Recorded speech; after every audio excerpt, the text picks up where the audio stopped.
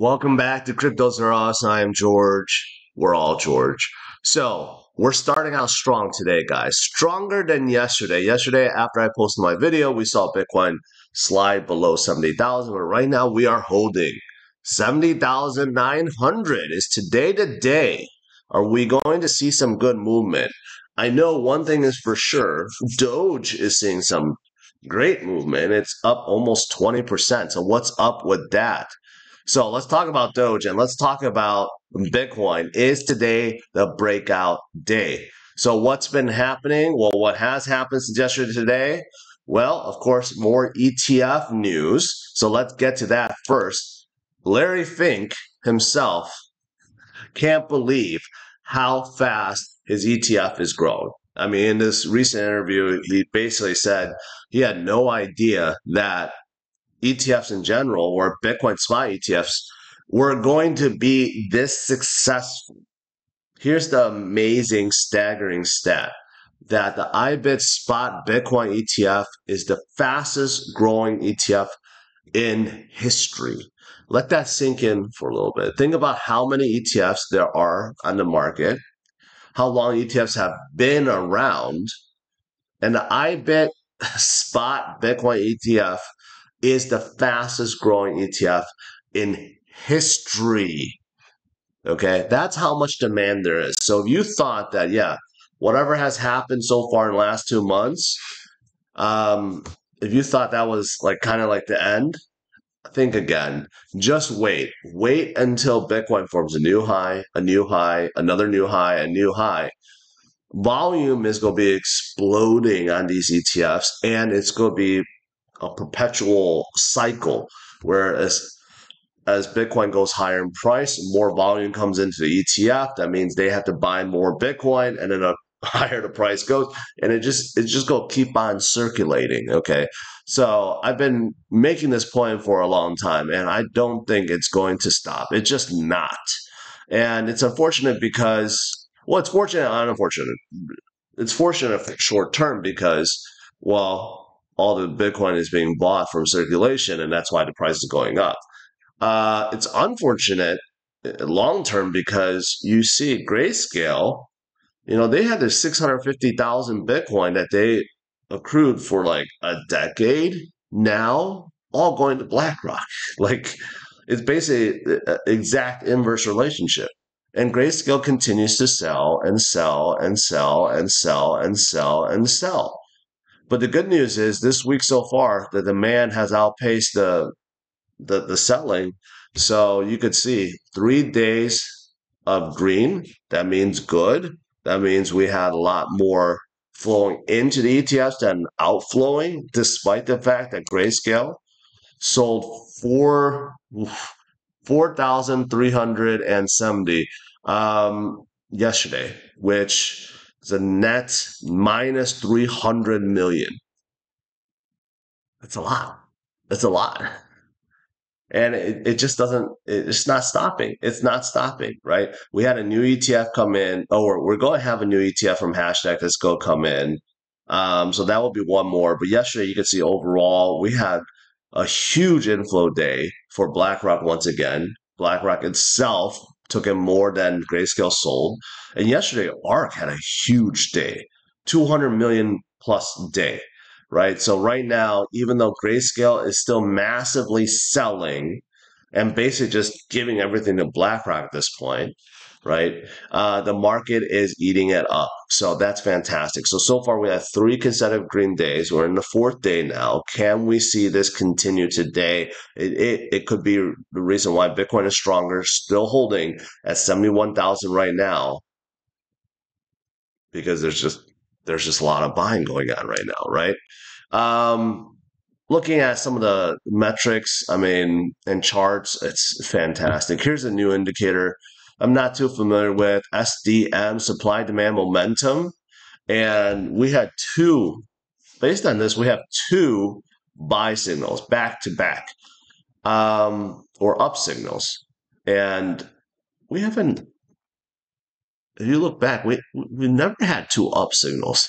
So I guess that means we're ultra bullish at this point, right?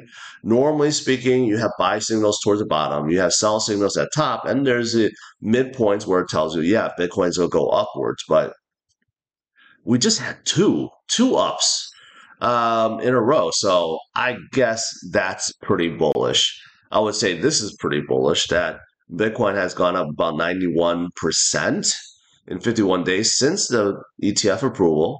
And if we have something similar happen after the halving event, well, then that means Bitcoin is going to be around 116,000 by May 10th. Although some people think that we can get to that point much sooner, because still we have like 20 something days before the halving event, and anything can happen week to week. I mean, we could seriously see Bitcoin push to 75 or 80K by the end of this weekend.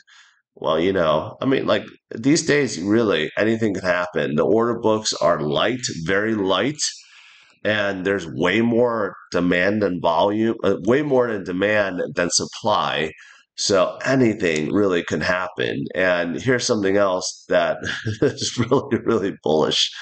And that is, well, usually after you have this consolidation period, and after the halving event, you have 500 days of up. Well, look at where we are, right? We're already ahead of the game, but the last few times, those 500 days made Bitcoin go up thousands of percents this time around. If we're following anything similar, and we don't even have to go down up thousands of percents, just a few hundred percents, that would push Bitcoin up to $350,000. That is insane, guys. That is insane. That's why we're in the game. That's why we never want to give up, especially now, because Bitcoin is the scarcest asset we have, the best hedge against inflation, and that is not going to change. All right. Now, lastly, there's a few things I want to talk about. Okay. Outside of Bitcoin, BlackRock and Fidelity, the big boys, they're working on huge things. Fidelity files for spot Ethereum ETF, but they're including staking. That's the new thing with all these Ethereum ETFs. Not only are they spot, but they're going to make sure that they actually stake the Ethereum that's in these ETFs, and then take the staking rewards and putting them into the fund. That has never happened before. This is the first time in history if it gets approved, right? But I think Gary may not approve these because of it. This may actually decrease the chances of spot Ethereum ETFs because, according to Gary, staking is a security, and I don't think he's going to like this. But if Fidelity is doing it, and maybe BlackRock will follow soon, if they do it, it's probably going to happen, but it may take a little bit longer, right? So that's very unique and very different. And of course, BlackRock, they're coming out with the tokenized funds, and they're adding hundreds of millions now, very, very quickly. We know that tokenizing real world assets is a big thing, is a big new narrative, right?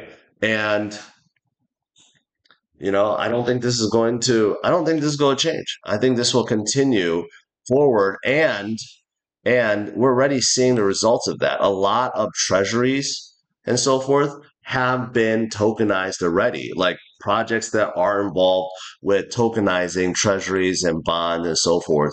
They have been doing very well, right? So it's definitely going to be a big narrative going forward. And lastly, look at Doge. Doge is up 18, 19%, almost 20% today, right? Above 21 cents. That's crazy.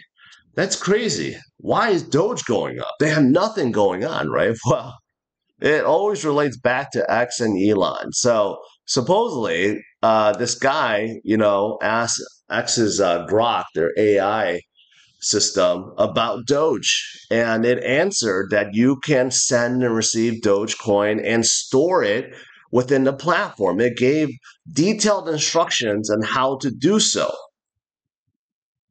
So is this one of those AI hallucinations, or did they realize they weren't supposed to leak this out and they changed it later, right? I don't get how Grok can make such a mistake and support all this like right away, like in such detail too. So this has a lot of people very excited about Doge and about being integrated into X. I mean, it's a big thing.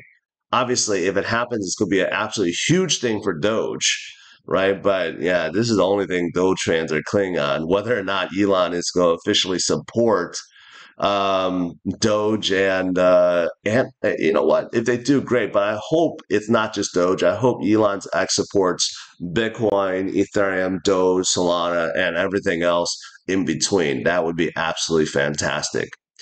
All right, guys, that is it for today.